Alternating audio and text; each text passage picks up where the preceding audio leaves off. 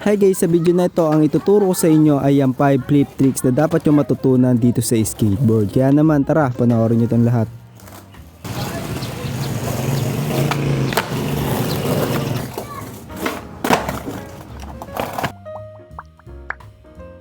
Alam naman natin ang mga flip tricks ay ang pinaka-cool na magagawa nyo na tricks dito sa skateboard. Kaya naman ngayon ay ituturo ko sa inyo ang 5 flip tricks na dapat yung matutunan dito sa skateboard at pahirap to ng pahirap based on my experience. Umpisahan na natin to guys sa unang flip tricks na dapat yung matutunan sa skateboard ay walang iba kundi ang kickflip. Itong kickflip guys ay ang pinaka-astig na tricks na magagawa nyo kapag kayo ay beginners pa lang. At isa rin to sa pinaka-paborito kong tricks dito sa skateboard guys. Kaya kickflip ang una nyo dapat matutunan na flip tricks kasi ito yung pinaka basic na flip tricks na dapat yung matutunan talaga sa skateboard. Kasi once na maintindihan nyo na kung paano pa-flipin yung skateboard ay maintindihan nyo na rin kung paano nyo magagawa yung kickflip. Pero hindi nyo naman talaga agad-agad mape-perfect yung kickflip kasi kailangan nyo pa rin ng mga fundamental tricks sa skateboard para mas magawa nyo yung kickflip. So ito nga pala yung foot placement ko kapag gagawin ko yung kickflip. Yung front foot ko ay nandito lang sa baba ng 2 bolts tapos yung back foot ko ay parang kagaya lang sa ollie.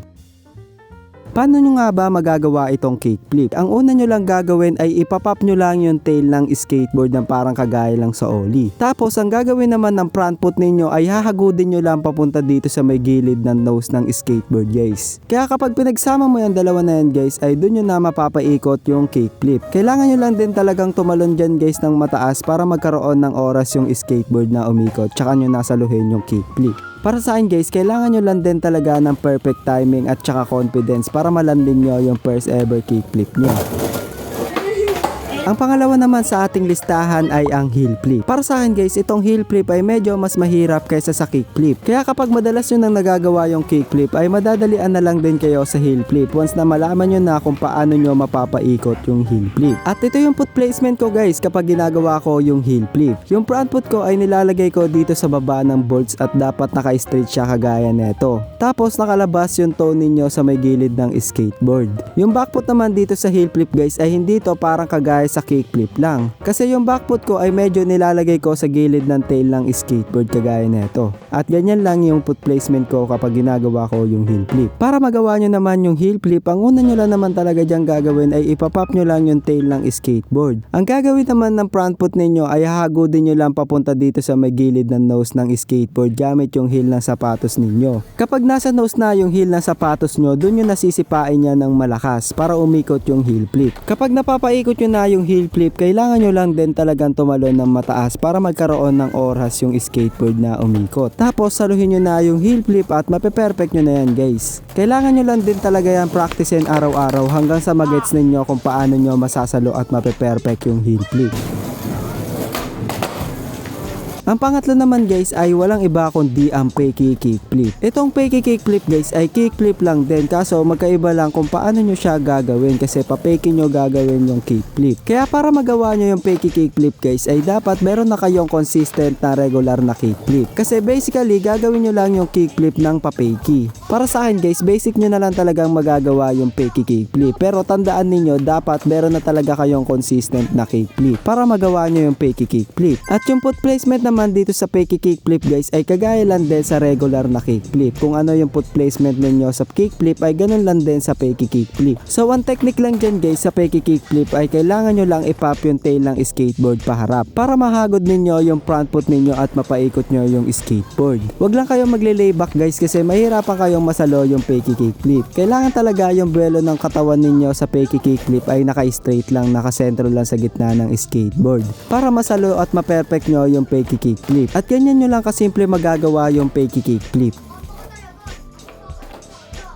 Ang pangapat naman guys sa ating listahan ay ang barrel kickflip. Itong barrel kickflip guys ay medyo mahirap-hirap na to kasi kinakailangan nyo na dito ng 2 tricks na pinagsama. Ito yung 2 tricks na kinakailangan ninyo para makatulong na magawa ninyo yung barrel flip. Ito yung pop shabit at kickflip at dapat consistent yun na yung 2 tricks na yan para talaga makatulong na magawa ninyo yung barrel kickflip. Kaya kapag pinag-plus yung pop shabit at kickflip equals barrel flip ang kakalabasan yan guys. So ganito yung foot placement ko kapag ginagawa ko yung barrel flip. Yung front foot ko ay parang kagaya lang din sa kickflip pero mas slanted siya kagaya neto. Tapos yung front foot ko naman ay parang kagaya lang sa pop shabit. Para magawa nyo naman itong barrel kickflip guys, ang una nyo lang gagawin ay ipapop nyo lang yung tail ng skateboard tapos i-scoop ninyo. Kapag na-scoop nyo na yung tail ng skateboard na parang kagaya sa pop shabit, dun nyo na ipiplik yung front foot ninyo. Sa pag-flick naman ng front foot ninyo, dapat paharap guys para mag-flip talaga yung skateboard. Tapos sasaluhin nyo lang yung barrel flip ng parang kagaya lang sa pop shabit. Practicein nyo lang yan araw-araw kasi makukuha nyo rin talaga kung paano nyo mape-perfect yung barrel kickflip.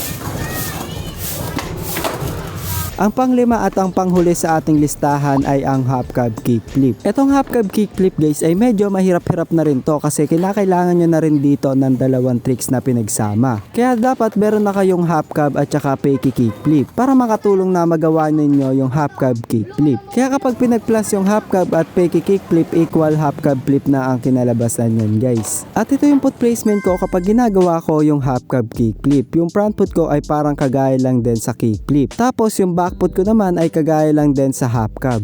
At ganyan lang yung foot placement ng half cab flip. Kapag gagawin nyo na tong half cab flip, ang una nyo lang talagang tatandaan dyan guys ay kailangan nyo munang ibuelo yung katawan ninyo para mabilis nyong maikot yung katawan ninyo ng pa half cab. So kapag nakapihit na yung katawan ninyo, ang next nyo naman gagawin dyan ay ipapop nyo lang yung tail ng skateboard paharap. Tapos ipiplik nyo na yung front foot ninyo at iikot nyo na yung katawan ninyo para magawa ninyo yung half cab flip. Wag lang din kayong tatalon masyado paharap para hindi ganito yung mangyari sa half cab kickflip ninyo. Dapat sakto lang yung ikot ng katawan ninyo na parang kagaya lang sa half cab. At ayan lang guys yung 5 flip tricks na dapat nyo matutunan sa skateboard. At ito lang talaga yung tatandaan ninyo lagi. Kailangan nyo lang rin yan talagang practicein araw-araw.